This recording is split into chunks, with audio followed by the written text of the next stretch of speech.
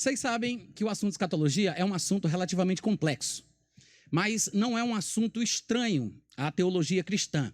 De fato, ele faz parte dos 10 pontos básicos que se aprende em qualquer tipo de discipulado. Se você fizer um curso de teologia, seja um curso desses informais de 1, 2 anos, ou um bacharelado em teologia, ou qualquer discipulado um pouco mais consistente, você vai aprender basicamente sobre 10 pontos principais. De forma resumida, os 10 pontos são sobre a pessoa de Deus, de Jesus, do Espírito Santo, sobre os anjos e sobre os homens. Depois se estuda sobre o pecado, a salvação, a formação da Bíblia, sobre a história da igreja e sobre escatologia. Estes são os 10 pontos básicos que todo cristão acaba aprendendo. De forma mais profunda ou menos profunda, ele tem que, de uma forma ou de outra, saber alguma coisa sobre esses 10 pontos. A palavra escatologia é uma palavra formada de duas outras palavras gregas, escatos e logos, ou logia. Nós temos, inclusive, em português, algumas palavras que fazem uso destes mesmos vocábulos, como teologia, psicologia, né? Psique é mente, e logia ou logos é estudo, conhecimento, palavra. Então, psicologia é o estudo da mente humana, teologia é o estudo sobre Deus. Da mesma forma, escatologia é o estudo do fim, é o estudo das últimas coisas. Claro que este é um conceito cristão, bíblico, que se conhece nos meios evangélicos. No mundo existe uma disciplina científica chamada de escatologia, que é o estudo das fezes, tá?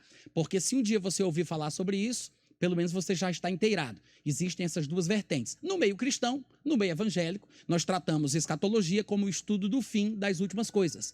É a doutrina do tempo final, do estado final e do destino do mundo, dos anjos e dos homens. Todo mundo está aqui?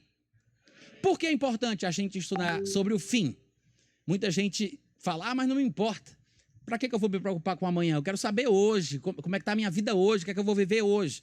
Na verdade, o que a gente vive hoje em nossa vida é consequência do que a gente sabe ou pensa sobre o nosso futuro. Para pensar de uma forma natural, por exemplo. Por que você estuda? Por que você pensa em fazer uma boa faculdade? Por que você faz cursos de especialização? Por que você faz um pé de meia, pensa em aposentadoria, previdência privada? Porque você está pensando em como é que vai ser o seu fim. Então, com base naquilo que você sabe ou pensa sobre o fim, você trata a sua vida de uma forma específica hoje. Então, estudar sobre o fim não é perda de tempo. Quantos estão entendendo? Não é falta de sabedoria. Da mesma forma, só existem, nós poderíamos dizer, basicamente, 2 destinos humanos previamente estabelecidos por Deus. O destino de comunhão eterna com Deus e a danação eterna ou a destruição eterna.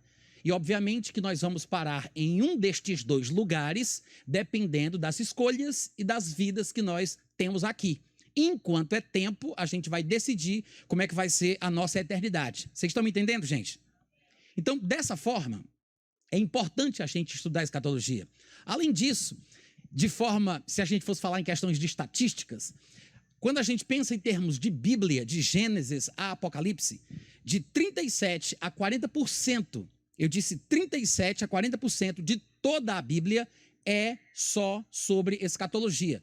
Você pode pensar, de Gênesis a Apocalipse, há muitos assuntos, há muitas coisas que são faladas ali, né? 31.112 versículos, ou 102 versículos, e de tudo isso, 40% é só dedicado à escatologia. Em termos de Novo Testamento, se a gente for pensar de Mateus a Apocalipse, apenas 3 livros não falam sobre questões escatológicas, apenas 3. E são 3 livrinhos bem pequenos, para quem é mais familiarizado aí com a Bíblia vai lembrar. São apenas os livros de Filemão, 2 João e 3 João. São os únicos no Novo Testamento que não falam alguma coisa, seja mais ou menos, sobre a volta de Jesus, o tempo do fim, sobre a tribulação ou o anticristo, algum tema escatológico. Apenas 3 e são livros pequenos de um capítulo só. Talvez por serem capítulos ou livros muito pequenos, não tenha dado tempo de falar sobre o assunto mais falado de toda a Bíblia e do Novo Testamento. Se você parar para pensar, por exemplo, nas epístolas de Paulo, que foi aquele que escreveu 2/3 do Novo Testamento, o que mais escreveu e o que mais influenciou a doutrina neotestamentária, nós temos os livros de 1ª e 2ª Tessalonicenses, que estão entre as primeiras epístolas de Paulo. Primeiro veio a Epístola aos Gálatas, em seguida 1ª e 2ª Tessalonicenses. Na verdade, as epístolas de Paulo aos Tessalonicenses são consideradas como o Apocalipse de Paulo. Se você não sabia disso, fique sabendo. E, curiosamente, a primeira epístola aos Tessalonicenses, que tem 5 capítulos, fala sobre a volta de Jesus em todos os 5 capítulos. No final de cada capítulo, do 1, do 2, do 3, do 4 e do 5, Paulo fala sobre a volta do Senhor Jesus. Para vocês lembrarem, é lá que se encontra, por exemplo, uma das declarações de Paulo sobre o arrebatamento. Ele fala sobre o arrebatamento ali em 1 Tessalonicenses, no capítulo 4, do versículo 13 ao versículo 18. Em todos os capítulos, ele fala sobre a volta do Senhor Jesus. E quando o autor da epístola aos Hebreus vai falar sobre aquilo que ele chama de princípios elementares da doutrina de Cristo, essa é uma frase interessante, provavelmente cunhada por ele. Eu não sei quem foi que escreveu a epístola aos Hebreus, mas sou tendencioso a pensar que tenha sido Paulo. Eu tenho as minhas razões para pensar isso. Mas o autor da epístola aos Hebreus, quando fala no finalzinho do capítulo 5, ali falando sobre o povo ser lerdo, tardio para ouvir e entender, impossibilitando ele de falar sobre coisas mais profundas, ele diz: não pude dar a vocês um alimento sólido, porque ainda sois crianças. E ele diz: tive que dar leite para vocês, porque vocês não têm as faculdades racionais exercitadas para discernir tanto o bem como o mal. Então, ele fala: devemos nos deixar levar para aquilo que é perfeito e não queremos ficar lançando toda a vida de novo os princípios elementares da doutrina de Cristo. E aí ele enumera, isso está no capítulo 6, já do versículo 1 ao 2, ele enumera o que são os 6 princípios elementares da doutrina de Cristo. Ele diz: vamos pôr de parte os princípios elementares da doutrina de Cristo e vamos nos deixar levar para o que é perfeito. Não vamos lançar de novo todo o tempo, a vida inteira. Aí ele fala: a base de arrependimento das obras mortas e da fé em Deus, o ensino de batismos, no plural, porque são 3, né, pelo menos, batismo no corpo de Cristo, batismo nas águas, batismo no Espírito Santo, com a evidência bíblica de falar em outras línguas, e aí ele continua: imposição de mãos, ressurreição dos mortos e juízo eterno. Ele enumera 6 coisas que ele chama de princípios elementares da doutrina de Cristo: arrependimento de obras mortas, fé em Deus, ensino de batismos, imposição de mãos, ressurreição dos mortos e juízo eterno. Das 6 coisas que ele chama de princípio elementar, rudimentar, é o fundamental da doutrina cristã, que é isso que ele está dizendo aqui, princípio elementar da doutrina de Cristo. Das 6, 2 delas são pontos escatológicos. Eu não sei se você percebeu, mas quando ele fala sobre ressurreição dos mortos e juízo vindouro, ele está falando sobre escatologia. Eu acho que essa argumentação inicial é suficiente, se você está prestando atenção, é suficiente para você se convencer que escatologia é mais sério, é um assunto mais importante do que talvez você foi convencido pelo seu pregador predileto. Se você não tem tido conhecimento a respeito desse assunto, se você está alheio do que o Novo Testamento ensina sobre a questão, você precisa urgentemente voltar para a palavra de Deus. Há muita coisa que você tem que entender, porque não trata somente sobre o futuro, sobre o que vai acontecer amanhã, mas diz respeito ao tipo de vida que a gente tem hoje. Vocês podem dizer amém de vez em quando? Em 1 Tessalonicenses, capítulo 5, versículo 23, que é um versículo relativamente popular, Paulo diz o seguinte: e o mesmo Deus da paz vos santifique em tudo, e todo o vosso espírito, alma e corpo sejam conservados íntegros e irrepreensíveis na vinda de nosso Senhor Jesus Cristo. Este versículo de 1 Tessalonicenses 5, 23 é um dos versículos mais importantes sobre a constituição do gênero humano. Existe um debate aí no meio cristão e também fora da igreja sobre a natureza humana. Há quem pense que o ser humano é constituído apenas por psique e soma, né?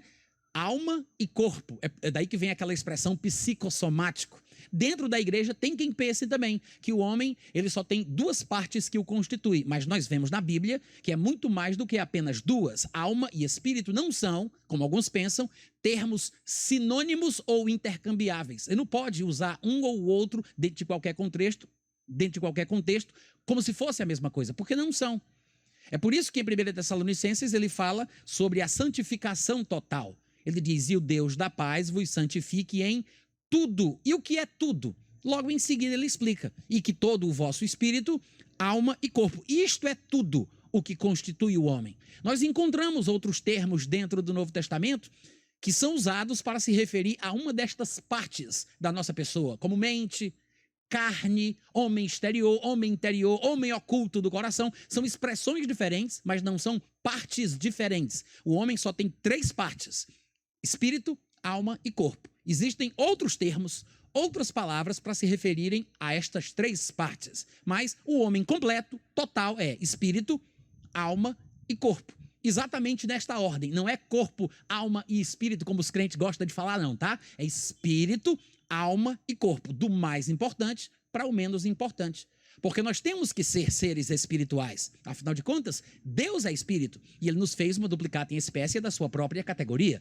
E é por isso que há necessidade de relacionarmos com Ele espiritualmente. Se Deus é espírito, importa que os seus adoradores o adorem em espírito e em verdade, porque somos seres espirituais.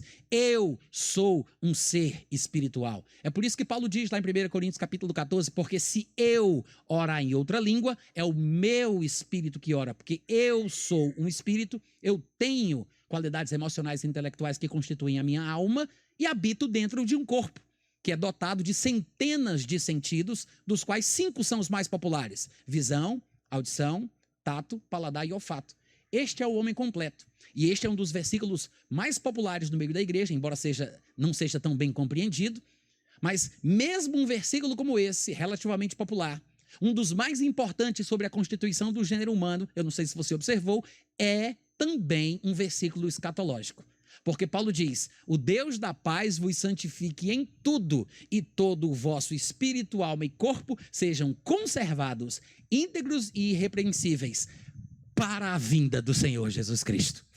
Ou seja, ele mostra que a razão deste esforço de conservação espiritual, mental, física, este esforço para conservar íntegro e irrepreensível o espírito, a alma e o corpo, é porque nós haveremos de prestar contas a Deus com o que fizemos com eles. É por isso que ele diz: conserva íntegro e irrepreensível para o encontro com o Senhor Jesus. A Bíblia fala que cada um de nós prestaremos contas diante de Deus. Amém, irmãos? Nós sabemos, pelo que Paulo disse, que nós não somos de nós mesmos. Não sabeis que não sois de vós mesmos e que o vosso corpo é templo do Espírito Santo, que fostes comprados por bom preço? Glorificai, pois, a Deus em vosso corpo e em vosso espírito, os quais pertencem a Deus. Isso mostra, gente, que há muito mais escatologia na praticidade da vida, nas questões cristãs do dia a dia. Há mais escatologia do que a gente imagina. Há mais do que o que a gente pensa. Talvez não tenhamos lido os livros certos, talvez não tenhamos ouvido as pregações certas que pudessem nos conscientizar desta realidade. Mas, enquanto estivermos vivos, ainda podemos mudar essa situação. Quanto mais a gente souber sobre o que o Novo Testamento ensina a respeito de escatologia, melhor. Eu vou dar mais um exemplo de um versículo, não um versículo, mas um texto, que é popular, muito citado, mas pouca gente percebe que tem também um contexto escatológico. A abordagem é escatológica. Quem nunca ouviu falar daquela passagem quando Paulo diz: procura apresentar-te a Deus como obreiro aprovado, de que não tem de que se envergonhar, que maneja bem a palavra da verdade? Quem já ouviu esse versículo? Só os vivos, por gentileza, para eu ter uma noção. Isso aqui, gente, é um texto escatológico. Parece que não, mas é. Em 2 Timóteo, capítulo 2, do versículo 15 ao 19, ele diz isso: procura apresentar-te a Deus como obreiro que não tem de que se envergonhar, que maneja bem a palavra da verdade. Evita da mesma forma, igualmente, que você tem que manejar bem a palavra, você tem que evitar os falatórios inúteis e profanos, pois os que deles usam farão com que a impiedade seja ainda maior. Além disso, versículo 17, a linguagem deles corrói como câncer, entre os quais se incluem Himeneu e Fileto, aqueles mesmos que Paulo cita em 1 Timóteo 1,20, quando ele diz que os entregou a Satanás para aprenderem a não mais blasfemar. Lá ele cita, os nomes que ele usa lá são Himeneu e Alexandre, mas são os mesmos Himeneu e Fileto de 2 Timóteo capítulo 2. Alexandre Fileto, ou Fileto Alexandre, era o companheiro de Himeneu. Os dois ex-companheiros de ministério de Paulo, segundo Paulo, tinham se desviado da verdade, asseverando estes, versículo 18, se desviaram da verdade, asseverando que a ressurreição já se realizou. E estão pervertendo a fé a alguns. Entretanto, o firme fundamento doutrinário, fica subentendido isso aqui, o firme fundamento doutrinário quanto ao assunto da ressurreição, permanece, tendo este selo: o Senhor conhece os que lhe pertencem, e mais, aparte-se da injustiça todo aquele que professa o nome do Senhor. Se você parar para pensar no contexto, Paulo está falando sobre doutrinas erradas que são ensinadas na igreja, que fazem com que os ouvintes pervertam a sua fé. Por isso ele diz, logo de cara, procura apresentar-te a Deus como obreiro aprovado que não tem de que se envergonhar em relação ao quê? Em relação àquilo que diz, em relação às abordagens que faz, em relação à interpretação da palavra da verdade. Ele diz, assim como você tem que conhecer bem a doutrina que deve ser pregada, você tem que evitar o falatório inútil. Em outros lugares, como por exemplo Tito 2:1 e 2 Timóteo 4:3, Paulo falaria sobre aquilo que ele chamava de sã doutrina. Aqui ele está falando sobre linguagem que corrói como câncer. Paulo chamava aquilo que era pregado, que realmente tinha sentido, aquilo que era ensinado, que estava baseado na Bíblia, de sã doutrina, e chamava ensinamentos torcidos da verdade de palavra, linguagem que corrói como câncer. Então existe um linguajar, uma abordagem, um ensinamento sadio, mas existe uma doutrina doentia. E o assunto é escatologia, porque ele disse, o erro de Himeneu e Fileto, que se desviaram da verdade, é garantir que a ressurreição já aconteceu. É uma questão doutrinária, é um ponto doutrinário, mas está dentro do tema da escatologia. E Paulo está dizendo que, trocando em miúdos, ensinar escatologia de uma forma errada perverte a fé dos ouvintes. Vocês podem dizer amém de vez em quando? Então, esta era a preocupação de Paulo em dizer a Timóteo que ele deveria manusear bem a palavra da verdade, para não causar essa fé errada, este pensamento errado na vida dos ouvintes. E o ponto que leva Paulo a tratar sobre isso é a escatologia, porque a abordagem escatológica de Fileto e Himeneu estava equivocada. Curiosamente, eles diziam que a ressurreição já tinha acontecido. Alguns de vocês podem pensar, mas como é que alguém pode dizer que a ressurreição já aconteceu? Que loucura! Provavelmente era uma interpretação alegórica, como hoje em dia muitos pregadores gostam de fazer, né? Através de figuras de linguagem, de comparações, analogias, alegorias, linguagem figurada. Hoje em dia nós temos uma doutrina muito parecida com essa aqui de Fileto e Himeneu. Muito parecida, que é aquela que diz, uma vez salvo, salvo para sempre. É a mesma coisa. Porque a ressurreição é o ápice da vida cristã. É o alvo maior do cristianismo. Até lá, até o dia que a gente há de ressuscitar dentre os mortos, nós estaremos constantemente lutando contra a nossa carne. Porque a nossa natureza terrena é corruptível, é mortal e inclinada para o que não presta. Nós temos um inimigo íntimo que precisamos, como diria Paulo, esmurrar. Em 1 Coríntios 9:27, ele diz exatamente isso. Eu esmurro o meu corpo e o reduzo à escravidão, para que eu, tendo pregado a outros, não venha eu mesmo a ser desqualificado. Em Gálatas 5:23, se eu não estiver enganado, é 24, Paulo diz, e os que são de Cristo crucificaram a carne com as suas paixões e concupiscências.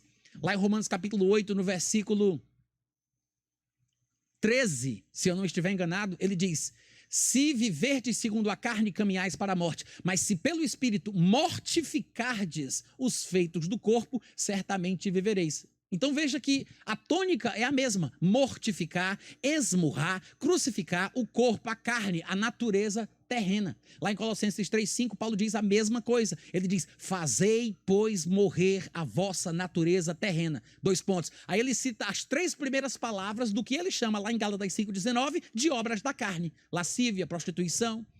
Isso quer dizer o quê? Que constantemente estamos lutando contra as inclinações da nossa carne, que são contrárias à vontade de Deus. A inclinação da carne é inimizade contra Deus. É isso que Paulo ensina em Romanos capítulo 8. Mesmo que Cristo esteja em você, o corpo está morto por causa do pecado, ainda que o espírito seja vida por causa da justiça. Isso é Romanos capítulo 8, versículo 10. Se Cristo está em vós, o corpo, na verdade, está morto por causa do pecado, mas o espírito é vida por causa da justiça. É a dualidade da existência cristã. Isso quer dizer o seguinte, que O único ponto em que a gente sabe que a salvação se consumou é no momento em que o nosso corpo é transformado. Até lá, nós estamos crendo para experimentarmos a salvação. Aí você vai me dizer assim, ué, Natan, nós não somos salvos? Hoje somos salvos pela fé. Isso é uma coisa diferente da manifestação da salvação. Ser salvo pela fé significa você estar baseado numa coisa que ainda não se manifestou. Basta você lembrar o conceito bíblico para a fé. A fé é a convicção de um fato que não se vê. É a certeza de uma coisa que eu espero. Por que espero? Porque não está presente. Porque se alguém espera o que já vê, não tem como esperar. Se eu ver, não tem como eu esperar. Eu só espero aquilo que eu não vejo, aquilo que eu não tenho. A fé é a convicção de um fato invisível, é a certeza de uma coisa que eu espero. A fé substitui a coisa. Isso quer dizer que eu sou salvo pela fé. Enquanto eu me mantiver crente no Senhor Jesus, eu continuarei salvo. Mas se por um percalço da vida, em algum momento, eu debandar para o mundão, chutar o pau da barraca, negar o nome de Jesus, pode ter certeza que ele, por sua vez, me negará. É exatamente o que o Novo Testamento ensina. Tem gente que pensa que não, mas há textos onde Jesus, escrevendo uma carta à igreja da Ásia Menor, ele pede João para dizer para elas que, dependendo do comportamento, ela terá o seu nome riscado do livro da vida. Noutros textos se diz, guarda o que tu tens para que ninguém tome a tua coroa. É possível perder a salvação? É claro que é possível. Não é fácil, mas é possível.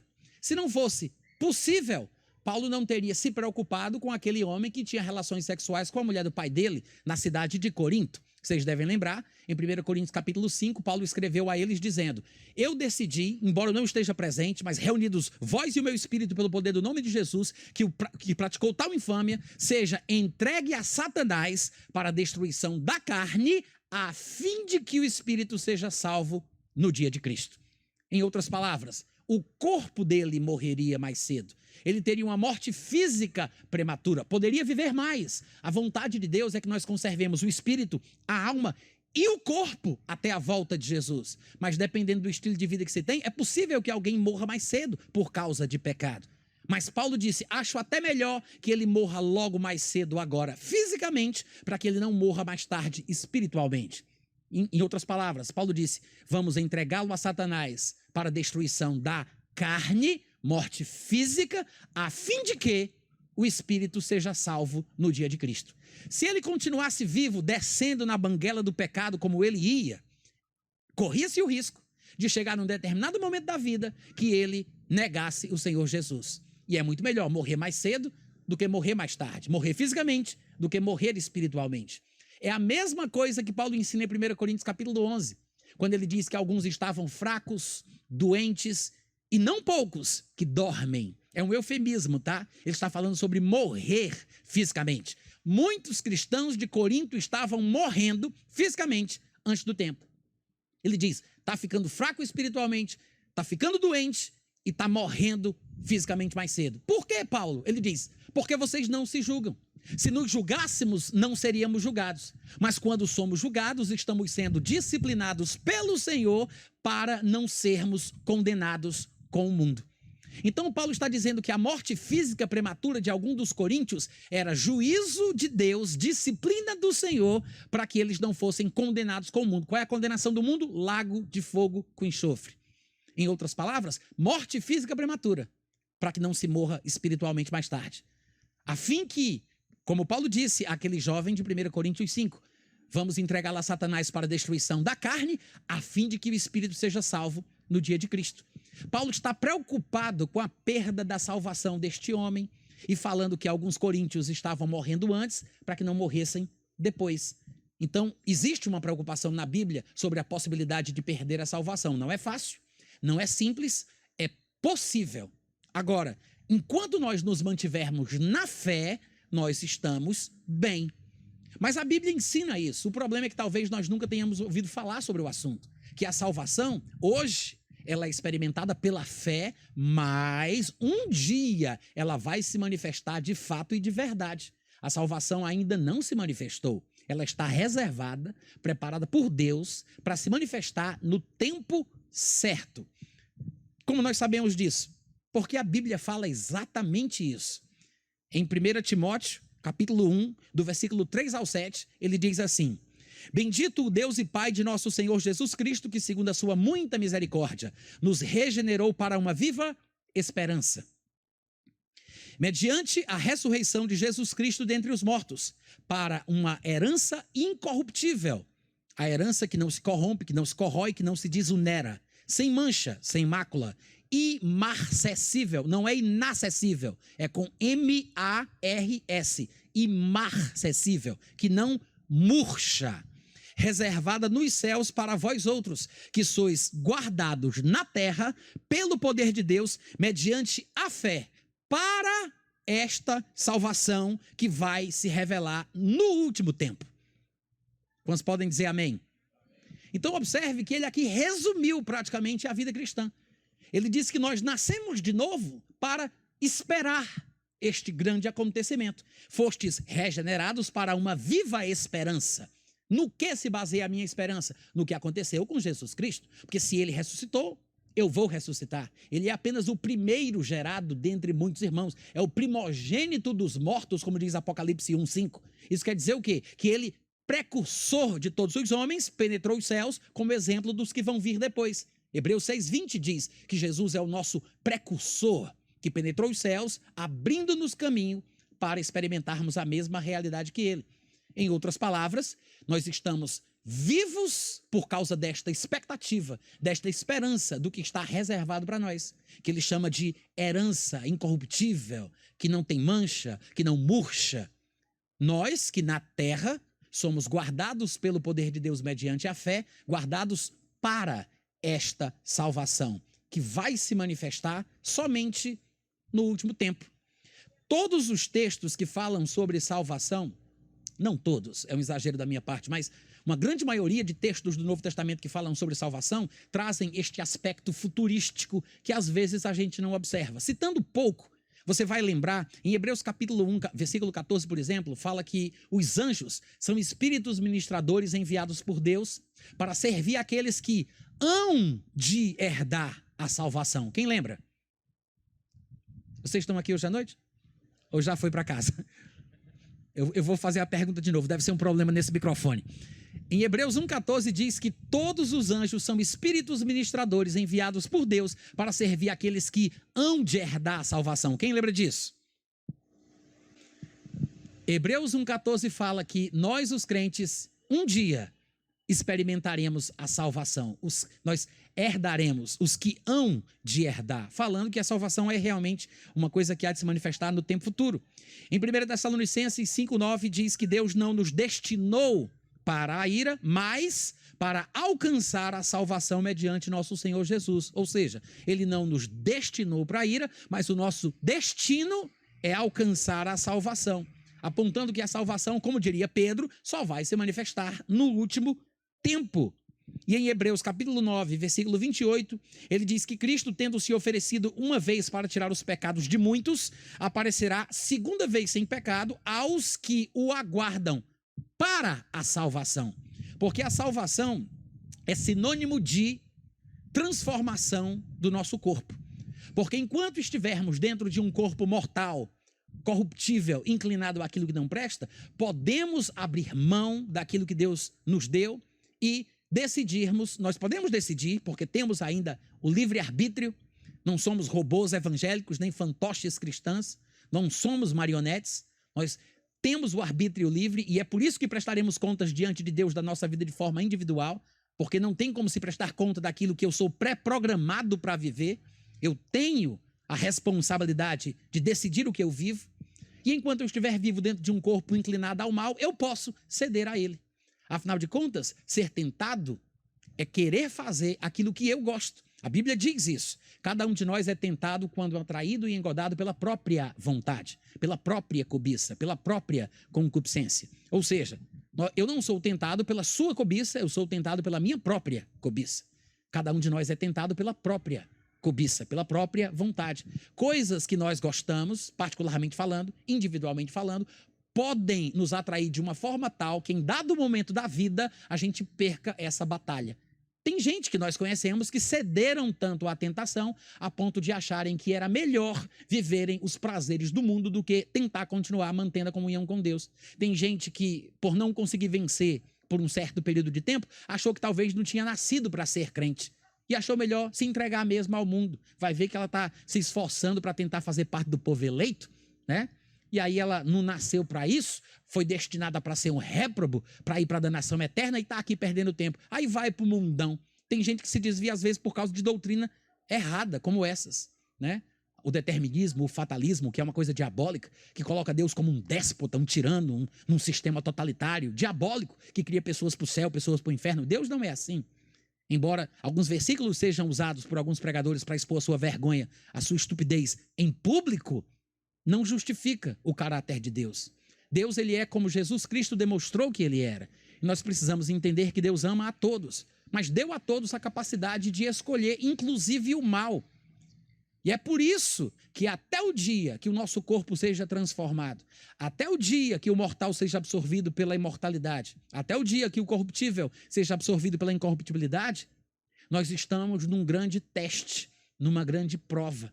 E é por isso que precisamos ficar firmados na fé. E que o Deus da paz, como diria Paulo, vos santifique em tudo, e todo o vosso espírito, alma e corpo sejam conservados íntegros e irrepreensíveis para a vinda ou na vinda de nosso Senhor Jesus Cristo. Isso quer dizer o seguinte, que esse tema escatológico, ele é muito mais relevante do que parece. Às vezes ouvimos tanto falar sobre o anticristo, a tribulação, as 7 trombetas do Apocalipse, e a gente fica um pouco confuso sem perceber o lado prático da coisa. Existe uma escatologia universal que deve ser ensinada e compreendida, mas existe essa coisa da escatologia individual também.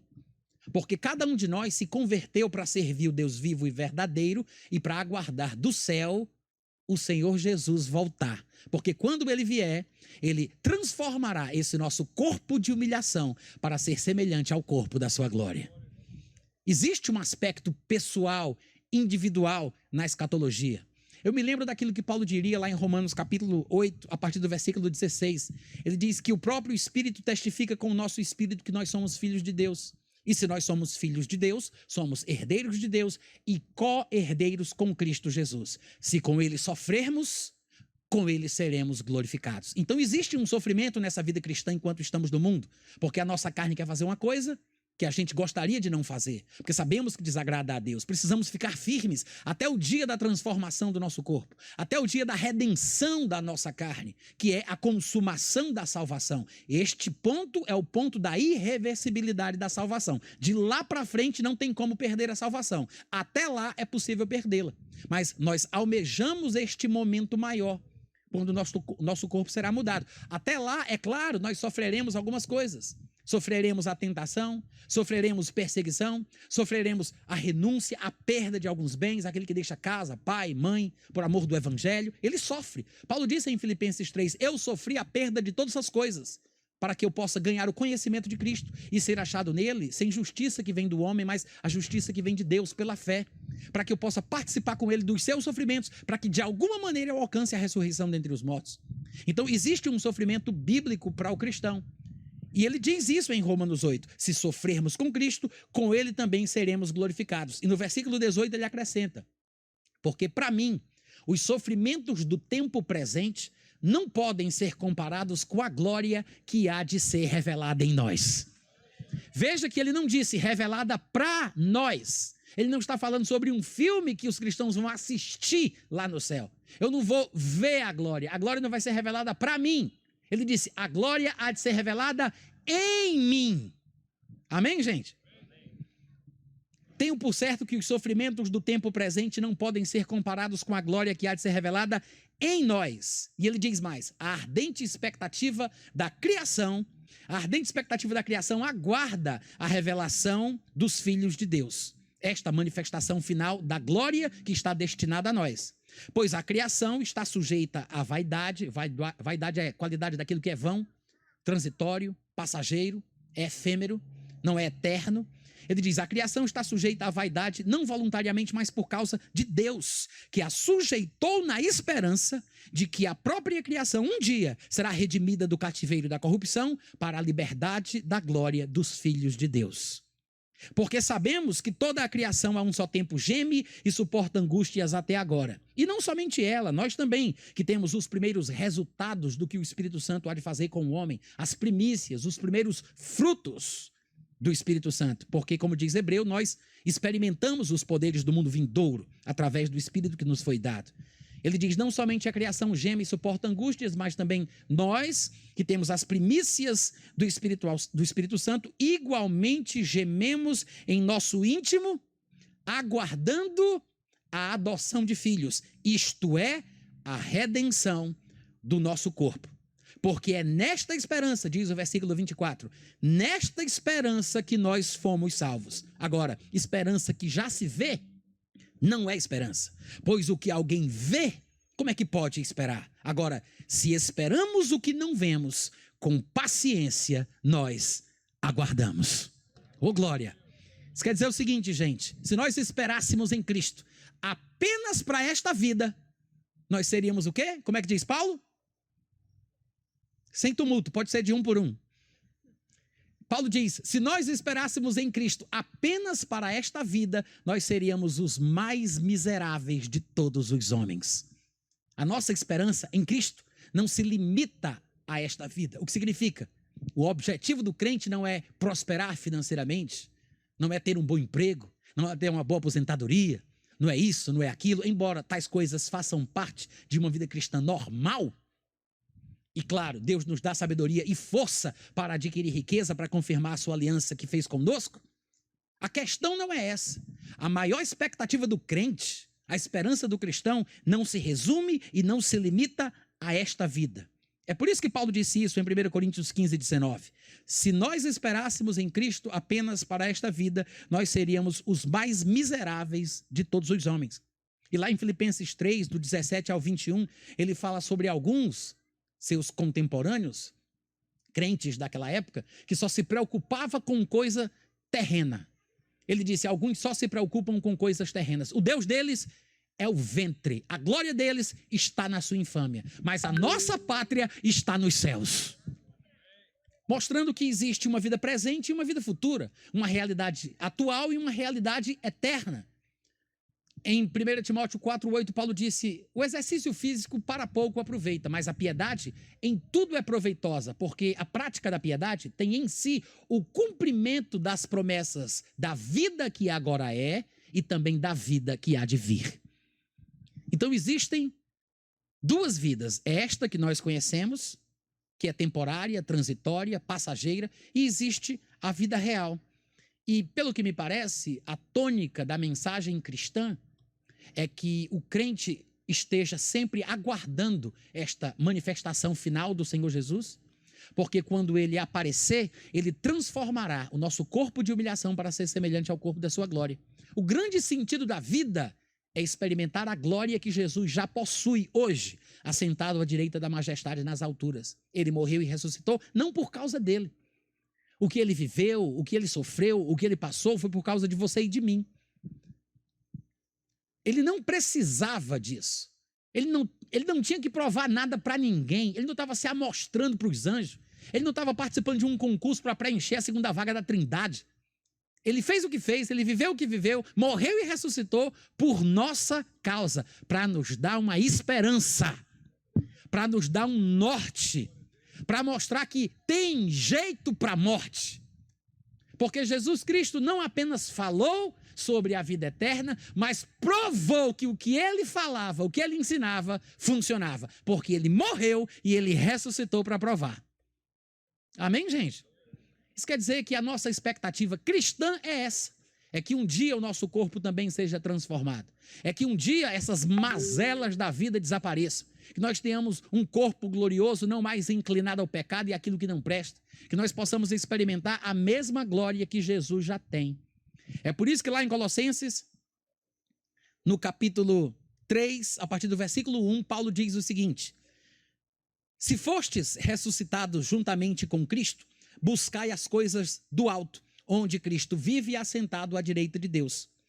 Pensai nas coisas lá do alto, não nas que são aqui da terra, porque morrestes. E a vossa vida, claro, ele está falando da verdadeira vida e não essa vida que nós conhecemos aqui, porque a vossa vida está oculta, ela não está manifesta. A nossa verdadeira vida ainda não se manifestou, ela está oculta juntamente com Cristo em Deus. Cristo não está manifesto ao mundo, ele está oculto em Deus, lá no terceiro céu, no céu dos céus, no céu mais alto.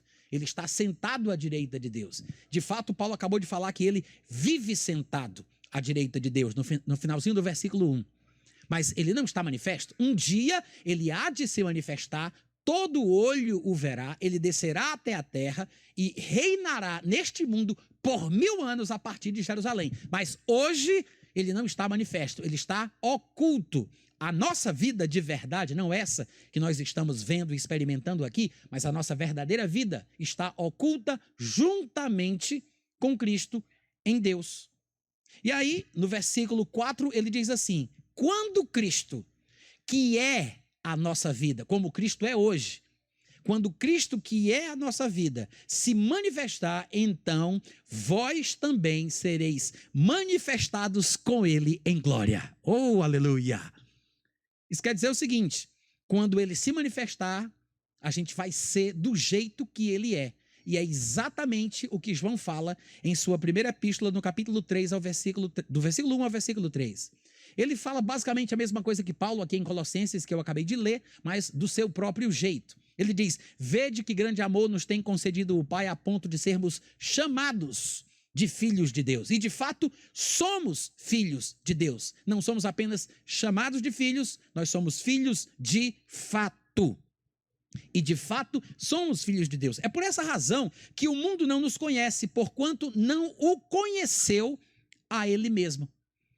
Ele está igualando o que nós somos hoje àquilo que Jesus Cristo foi quando ele esteve na terra. Ele diz: é por isso que o mundo não nos conhece, porque não o conheceu. Não nos conhece no presente, porque não conheceu Jesus no passado. Porque nós somos o que ele foi, mas não para aí.